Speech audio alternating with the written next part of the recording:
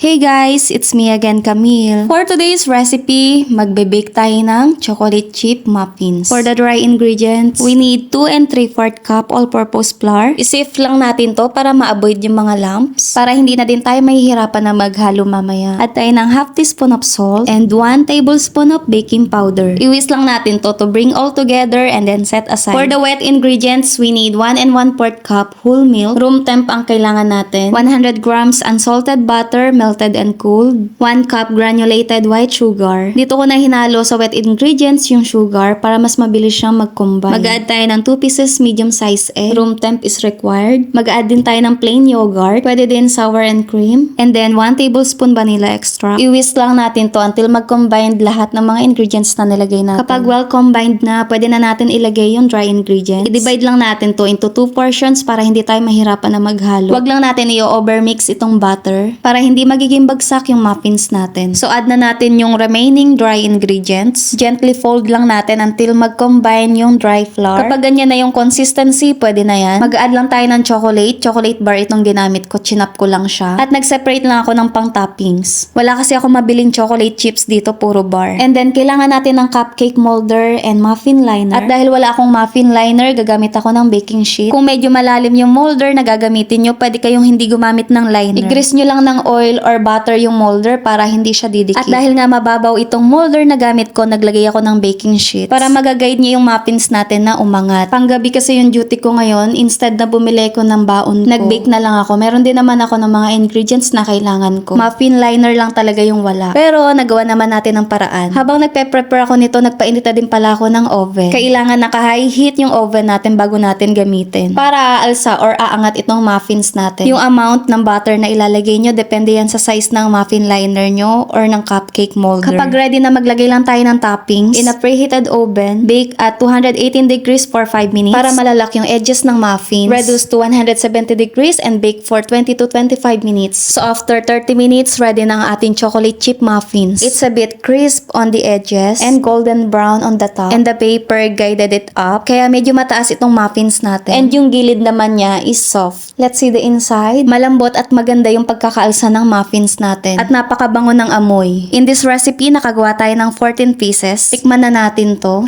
Sobrang lambot niya at hindi ka machochoke, hindi ka mabubulunan. Sa lasa naman, hindi siya matamis kasi dark chocolate yung nilagay ko dito. And that's it. I hope you try this recipe. Don't forget to follow me and subscribe!